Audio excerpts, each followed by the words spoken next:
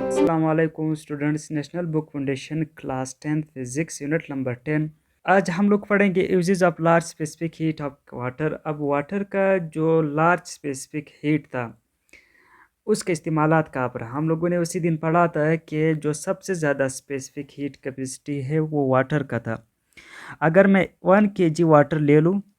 1 kg water ले लो, इसका temperature मिसाल के तौर पर 30 डिग्री सेल्सियस है। इसको मुझे 31 डिग्री सेल्सियस पर लाने के लिए मुझे कितना अमाउंट ऑफ हीट देना चाहिए कि इसका टेम्परेचर 1 डिग्री सेल्सियस या 1 केल्विन तक बढ़ जाए। और तब 4200 जूल पर केल्विन पर केजी, यानी 1 kg वाटर को टेम्परेचर 1 केल्विन तक बढ़ाने के लिए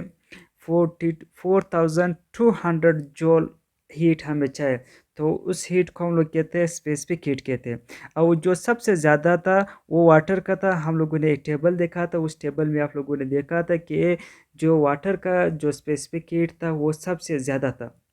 पहला टॉपिक यह है temperature variation land and coastal area. अब हमें पता है कि ज़मीन का जो स्पेसिफिक हीट है वो पानी के मुकाबले में बहुत कम होता है। और ये थोड़ा-सा आप हीट दे दें ज़मीन को, वो जल्दी गर्म हो जाते हैं। और जब भी फिर आप हीट हटा दोगे तो इसका जो टेम्परेचर है वो बहुत जल्दी गिर जाता है। It becomes hot quickly in summer and cools down quickly in winter. अब सर्दियों में ये बहुत जल्दी ठंडा हो जाते हैं और समर में यानी गर्मियों में ये बहुत जल्दी गर्म हो जाते हैं, क्योंकि इसका स्पेसिफिक हीट क्या है, कम होता है। थोड़ा सा हीट आप प्रोवाइड करें, इसका टेम्परेचर क्या हो जाता है, कम हो जाता है। इसके मुकाबले में जो दरिया है और उसमें तो पानी मौजूद है। हमको पता है कि पानी का जो स्पेसिफिक हीट है वो बहुत ज़्यादा है। आप बहुत ज़्यादा हीट दे दे तब भी इसका टेम्परेचर बहुत कम बढ़ता है। Ocean and sea observe heat slowly, और वो हीट क्या करते हैं, आहिस्ता आहिस्ता ऑब्जर्व करता है, वो एकदम ऑब्जर्व नहीं करता है। इसका टेम्परेचर एकदम से नहीं बढ़ता है। इन समर एंड स्टोर, और जो हीट इसने समर में स्टोर की,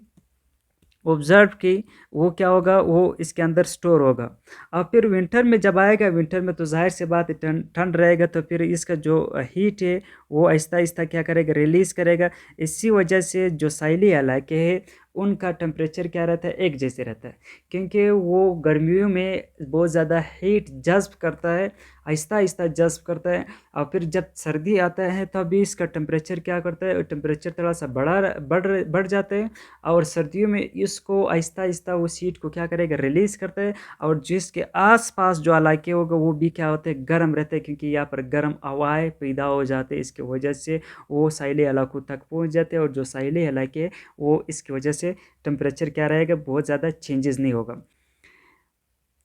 इन winter they release heat slowly, और विंटर में वो अपना हीट क्या करेगा, आहिस्ता-आहिस्ता रिलीज़ करेगा।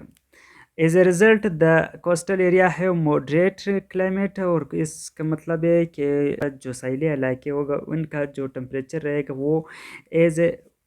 दरमियाना टेम्परेचर रहेगा न। अब इसका दूसरा जो यूजेज है, maintaining the temperature of oceans and lakes.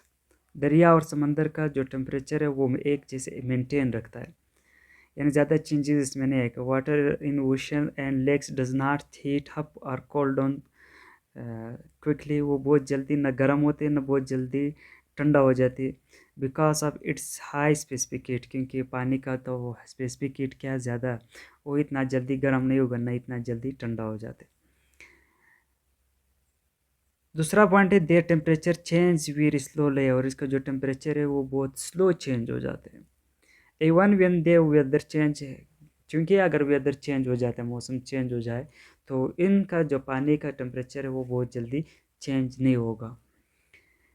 और this stable the temperature provide stable environment for fishes and other aquatic. अब जब पानी में जो जानवर रहते हैं ये उनको एक स्टेबल टेम्परेचर इन्वाइड होते हैं। अब उसकी रोशनी इसके ऊपर पड़ता है तो वो हीट बहुत आहिस्ता आहिस्ता ऑब्जर्व करते हैं। अगर वो ये जल्दी गर्म होता था तो इसका मतलब इस समंदर का पानी बहुत गर्म हो जाता, और इसके अंदर जितने भी लिविंग ऑर्गेनिज्म है या जितने भी एक्वेटिक एनिमल्स है, जो पानी में रहने वाला जानवर है, वो सारे क्या हो जाते थे, मर जाते थे। तो पानी का एक ख़ुसूसियत है कि वो एकदम टेम्परेचर नहीं बढ़ाते, बहुत आहिस्ता-आहिस्ता बढ़ाते। अब तीसरा यूज़ेज जिसका है regulation of human body temperature. हमें पता है कि इंसान का जो बॉडी है ह्यूमन बॉडी वो 60% किससे बना है वाटर से बना हुआ और ये वाटर हमें क्या करता है ये मदद करता है कि हमारे बॉडी का टेम्परेचर मेंटेन रखने के लिए अगर बहुत ज़्यादा गर्मी पड़ जाते है तो पानी हमारा बॉडी के अंदर पानी होता है वो हीट आहिस्ता आहिस्ता ऑब्जर्व करता है हमारा बॉडी का टेम्परेचर क्या करता है एक जैसे स्टेबल रखने के लिए पानी मदद करता है या when the body becomes cold it release heat slowly अगर बॉडी बहुत जल्दी कोल्ड हो जाते हैं तो इससे जो हीट है वो बहुत आहिस्ता आहिस्ता रिलीज हो जाता है अब देखिए सर्दियों में जब टेम्परेचर गिर जाता है यानी कम हो जाता है तो उस वक्त हम हमारा बॉडी से हीट एकदम बाहर की तरफ नहीं जाते वो आहिस्ता आहिस्ता हीट बाहर आना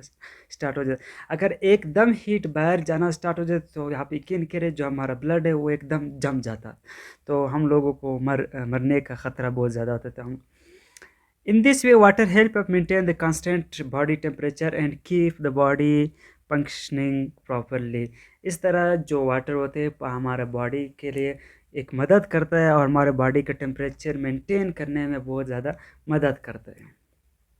next uses a cooling system heat exchanger water is widely use to coolant the car radiator power plant and factories अब जो वाटर होता है फैक्ट्रीज में जो कार्स है और जो इंजन्स है इनको ठंडा करने में बहुत ज़्यादा मदद करते हैं बहुत ज़्यादा यूज़ हो रहा है अब जो इंजन जो गर्म होते हैं इसके आगे एक रेडिएटर रखा हुआ उस रेडिएटर के अंदर क्या होता है पानी होता है वो पानी इंजन से पास हो करके वापस रेडिएटर की तरफ आते हैं और वाटर जब इंजन के पास से गुजरता है वो इंजन का सारा हीट क्या करता है जज्ब करता है और आता है रेडिएटर में और रेडिएटर आहिस्ता आहिस्ता उसको क्या करेगा बाहर की तरफ निकालेगा it observe a large amount of heat from engine वो इंजन से बहुत ज़्यादा अमाउंट ऑफ हीट क्या करेगा ऑब्जर्व करेगा विदाउट ऑफ बिकमिंग हॉट अब वो क्या करेगा इंजन इस तरह गर्म नहीं होगा ओवर हीट नहीं होगा